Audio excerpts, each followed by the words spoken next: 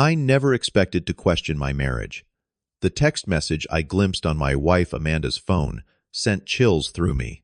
Why was she discussing asset division with someone we shared 8 years of what I thought was marital bliss, built a beautiful home, and created memories across continents? Yet suddenly, locked phones, secret meetings with attorneys, and whispered conversations painted a different picture. Our seemingly perfect relationship was unraveling before my eyes. Before I tell you how I uncovered my wife's scheme, let me know where you are watching from and hit subscribe to follow real stories like this one. My life with Amanda had been everything I dreamed of since our wedding day. I worked as a chief technology officer for a successful startup in San Francisco, earning 7 figures annually. The company I helped build had revolutionized data security, and my stake in it represented the majority of our wealth. Amanda and I made a conscious decision not to have children, focusing instead on our careers and adventures together. Our shared assets were substantial: a modern home in an upscale neighborhood valued at $2.5 million, my company, equity, worth millions, and significant savings we had accumulated over the years. From the outside looking in, we were that couple everyone envied. We traveled to exotic locations every few months, maintained active social lives, and seemed genuinely happy in each other's company. We celebrated anniversaries with thoughtful gifts, hosted dinner parties for friends, and spoke openly about growing old together. We even maintained a shared digital calendar where we planned future goals and dreams. Amanda supported my long work hours, and I encouraged her consulting career. This partnership felt unshakable to me. The first hint that something might be wrong came last spring.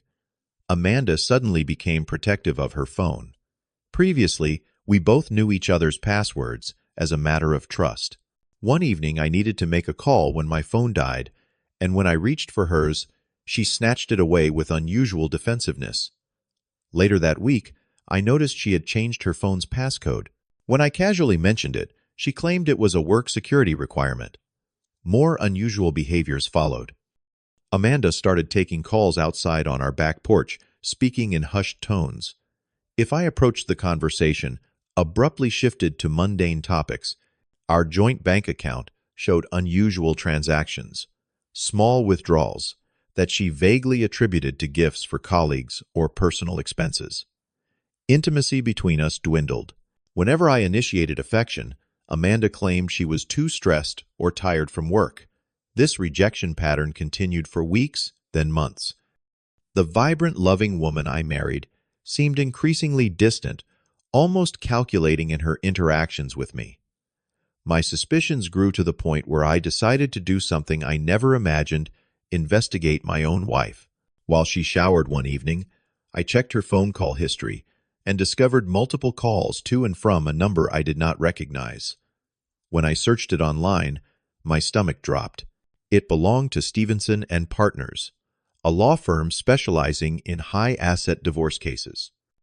That discovery led me to pay closer attention. The next morning, while using our shared laptop, I found an email Amanda had forgotten to close. The subject line read, "Asset Division Strategy." The message referenced an upcoming meeting to discuss optimal timing and maximizing returns. My hands trembled as I read further, discovering that Amanda had hired a separate accountant to value our assets without my knowledge. The betrayal cut deeper when I uncovered a voice recording app on her phone containing audio of our recent arguments. Every disagreement had been secretly documented, potentially to be used against me. Why would she need this unless she was building a case? My friend Dylan, whom I had known since college, noticed my distraction during our weekly basketball game. After some hesitation, I confided my fears. His face grew serious as I described the evidence.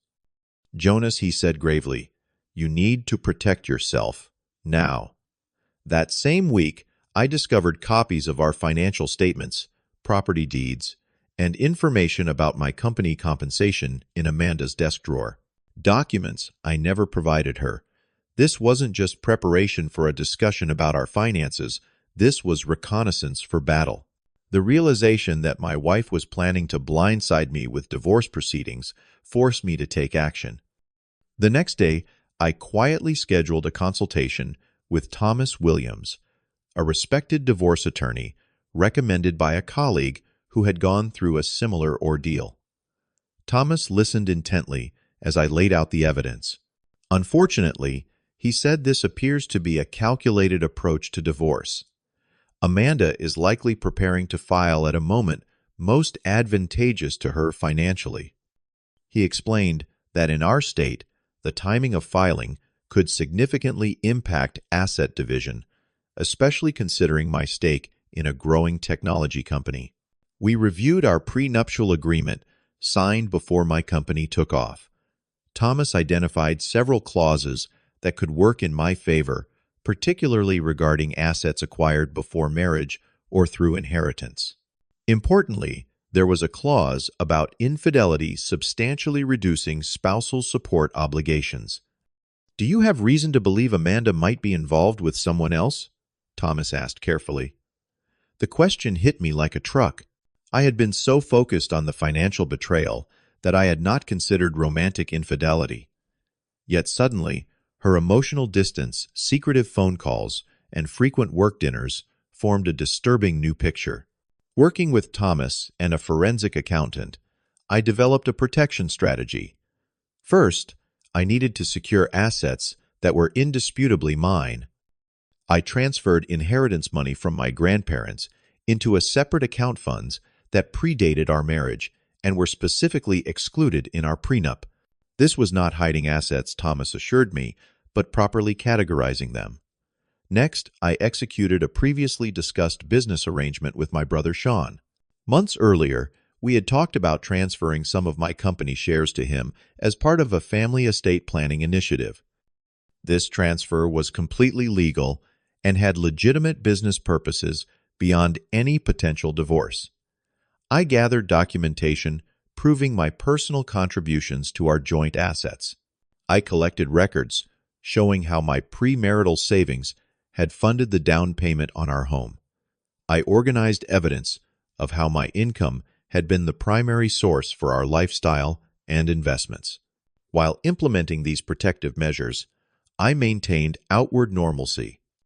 I focused intensely on work, finding solace in professional achievements while my personal life crumbled. I discreetly searched for a furnished apartment as a contingency, eventually securing one without Amanda's knowledge. Meanwhile, our relationship deteriorated further. Amanda began asking pointed questions about my company stock options, upcoming bonuses, and the status of our investments. During a dinner, where I announced a potential new round of funding for my company, she showed unusual interest in the timing and potential valuation increase. Our arguments escalated, particularly around financial decisions. When I suggested postponing a home renovation, Amanda became disproportionately upset, accusing me of changing our plans without discussion. The irony was not lost on me. One evening, I discovered a disturbing detail. Amanda had saved detailed information about my company, including confidential projections I had never shared with her. She had also researched California community property laws regarding business valuations during divorce. The final confirmation came unexpectedly. While Amanda was visiting her parents for the weekend, a text notification appeared on our shared iPad. The message preview from someone named Jack read, "Miss you already. 6 months together, and still feels like the first day." My world stopped. I opened the conversation to find intimate exchanges and plans to meet at a hotel the following week. Jack, I discovered through social media, was Amanda's colleague from a consulting project. Their affair had apparently begun during a business trip to Chicago 6 months prior, around the same time Amanda's behavior toward me had changed. When she returned home, Amanda suggested we find our spark with a weekend getaway. I agreed, pretending nothing was amiss, while continuing to secure my position. I began recording our conversations, not to be vindictive, but for protection against potential false claims. Through these painful weeks, I maintained composure, strengthened my financial safeguards, and prepared for the inevitable confrontation. Each night, lying next to a woman, plotting my financial demise while carrying on an affair, tested my resolve. But I knew that preparation, not emotion, would determine the outcome. The confrontation I had been preparing for arrived sooner than expected. I returned home from a 3-day business trip to find divorce papers on our dining room table. Amanda sat coldly across from me, a stranger wearing my wife's face. "I want a divorce," she stated flatly. "I have been unhappy for a long time. You have been emotionally absent, focused only on your company and success." The accusation stunned me, despite my preparations. According to her filing, I had been neglectful, work-obsessed, and unsupportive of her ambitions. Each claim twisted our reality into an unrecognizable narrative. The documents requested an equal division of all assets, including my premarital property and, most significantly, 50% of my company shares. My attorney believes I am entitled to 70% of our total assets. Amanda continued, "Considering my emotional support during the building of your company and sacrifices I made for your career." I remained calm, asking to review the complete filing. What I found was shocking, even given my suspicions, a meticulously crafted plan dating back 6 months. Notes detailed how Amanda had consulted with 3 different attorneys before selecting one, specializing in tech executive divorces. The filing strategically coincided with rumors of my company considering an acquisition offer, potentially maximizing her settlement. "How long have you been planning this?" I asked quietly. "Does it matter? This marriage is over," my attorney advised, filing now, before things get more complicated. Her voice lacked any emotion we had once shared. I nodded silently and told her I would need time to process and speak with my own attorney. Amanda seemed confident, even smug. She clearly expected me to be blindsided, perhaps panicking at the prospect of losing half my life's work. 3 days later, Amanda's attorney contacted Thomas with an aggressive opening settlement demand. They wanted half of everything, including retroactive claims, on business decisions made years before. The tone was clear: pay generously or prepare for a drawn-out public battle that could impact my company's reputation. What happened next shifted everything. Thomas submitted our formal response, which included documentation of all the legal asset reclassifications I had implemented. Amanda's attorney received proof that significant portions of our wealth were either protected by the prenuptial agreement or had been legally transferred before any divorce filing. The reaction was immediate. Amanda arrived home in a fury, waving papers from her attorney. "What did you do?" she demanded. "You hid assets. You knew about the divorce and deliberately moved things around." "I protected what was legally mine," I replied calmly. "Everything I did was transparent and documented. Nothing was hidden." Her face flushed with anger. "My attorney says this will delay everything by months." "You had no right." "I had every right to manage my inheritance and business interests," I countered. "Just as you had the right to record our arguments and research divorce attorneys." Her expression changed from anger to shock. Before she could respond, I placed my phone on the table and played a recording of my own, her conversation with Jack, discussing how much she might get from the divorce. "I also know about Jack," I said quietly. 6 months of an affair while planning to claim 70% of my assets because of your emotional support." Amanda collapsed into a chair, tears suddenly flowing. "It is not what you think," she stammered. "Jack said you would never find out that I deserved more from the marriage." The following day, both of our attorneys met at our home. Amanda's lawyer appeared increasingly uncomfortable as Thomas methodically presented evidence of her affair's secret recordings and premeditated divorce strategy. The infidelity clause in our prenup significantly reduced her potential settlement. My client was advised by Jack Lawrence to maximize her claim, Amanda's attorney admitted reluctantly. "Mr. Lawrence apparently has significant gambling debts and saw Mrs. Walker's potential settlement as a solution. This revelation brought everything into focus. Jack had not only pursued Amanda romantically, but had seen her as a financial opportunity. He had coached her through the divorce preparation, expecting to benefit from my hard-earned success. As the meeting concluded, Amanda's attorney pulled her aside. I later learned he withdrew from representing her, unwilling to continue with a case built on such questionable foundations. The final blow to Amanda's plan came when I shared what had happened with both our families. Her parents, whom I had always respected and who had welcomed me as a son, were devastated by their daughter's actions. Her father, a retired judge, called her directly during our family dinner. "This is not how we raised you," I overheard him say. "You need to end this nonsense immediately." 2 days later, Amanda formally withdrew the divorce petition. She approached me with tearful apologies and suggestions about marriage counseling, claiming Jack had manipulated her insecurities about our relationship. "It is too late," I told her gently but firmly. "Trust once broken this thoroughly cannot be repaired." The next week, I filed for divorce on my terms, with evidence that would ensure a fair but not vindictive settlement. The divorce proceedings lasted 4 months. Despite having the leverage to demand punitive terms, I chose fairness over vengeance.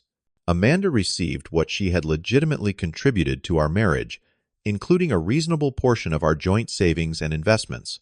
She relinquished all claims to my company shares and the house which had been purchased primarily with my pre-marriage assets. Jack disappeared from her life when it became clear there would be no windfall. According to mutual friends, he moved to another state, presumably seeking new opportunities. Amanda eventually acknowledged that he had encouraged her to secure her future by claiming as much as possible from me painting me as an emotionally distant workaholic to justify her actions. The immediate aftermath was the hardest part. Our home, once filled with conversations and shared dreams, became painfully quiet. Nights stretched endlessly as I processed the betrayal from the person I had trusted most. Sleep eluded me as I replayed warning signs I should have recognized earlier. Professional therapy became my lifeline during those dark months. My therapist helped me understand that Amanda's actions reflected her choices, not my worth. I learned that trust issues following betrayal were normal, but did not have to be permanent. My brother Sean provided unwavering support, often stopping by with dinner or suggesting weekend activities to prevent isolation. Dylan organized regular basketball games and hiking trips, creating space where I could either talk about my feelings or escape from them entirely. I joined a support group for divorced professionals, finding solace in others who understood the unique challenges of disentangling intertwined lives and finances. Physical wellness became another focus. I established a daily routine of morning runs and evening strength training. The discipline required for fitness goals provided structure when other aspects of life felt chaotic. Meditation helped quiet the angry internal dialogues that sometimes threatened my peace. Work remained a constant source of fulfillment. My company launched a new product line that gained immediate market traction. The team's success validated my professional judgment during a time when I questioned my personal judgment. 6 months after the divorce finalized, we secured a major partnership that doubled our valuation, vindicating my decision to protect those assets. The truest healing came unexpectedly. At a technology conference in Boston, I reconnected with Sophia, a former classmate from my university days. Our conversation flowed effortlessly from artificial intelligence ethics to favorite hiking trails. When I mentioned my recent divorce, her empathy came without judgment. She shared her own story of rebuilding after a relationship ended, creating immediate understanding between us. Our friendship developed slowly and intentionally. I was transparent about my trust issues, and she appreciated the honesty.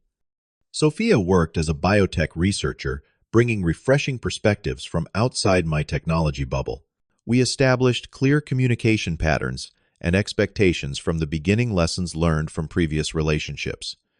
When our relationship eventually became romantic, we approached it with both emotion and pragmatism.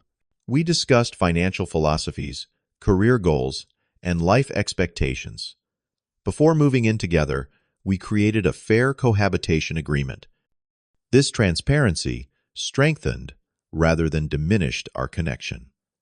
A year and a half after my divorce, I sold my company to a larger tech firm, achieving the exit strategy I had worked toward for years. The success was sweeter for having protected it through personal turmoil. Sophia celebrated this milestone with genuine joy for my achievement. The most profound lesson from my experience was learning to trust my instincts while verifying with evidence. The uncomfortable feeling that something was wrong had been accurate, yet I had initially dismissed it to preserve my image of our marriage. Now I recognize that awareness is not paranoia and preparation is not pessimism. I also learned that financial transparency must be foundational in partnerships.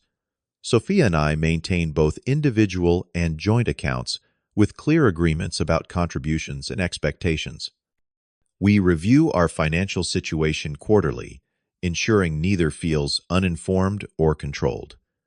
Perhaps most importantly, I discovered that true healing is not about erasing pain, but transforming it into wisdom. The betrayal I experienced became a catalyst for creating healthier boundaries and more authentic relationships in all areas of life. Today, I occasionally speak at professional conferences about protecting personal and business assets, helping others avoid similar situations. Amanda still sends occasional messages expressing regret, which I acknowledge with civility, but maintain necessary distance. Life after betrayal has proven richer than I could have imagined during those darkest days. By choosing growth over bitterness, I found a path forward that honors both past lessons and future possibilities. Sometimes losing what we thought we wanted opens the door to becoming who we truly need to be. Have you ever had to trust your instincts when something felt wrong in a relationship? Share your experience in the comments below. If this story resonated with you, please hit the like button and subscribe to hear more real-life journeys of overcoming challenges. Thank you for listening, and remember that your intuition is often trying to protect you even when your heart wants to ignore it. Stay strong and take care of yourselves.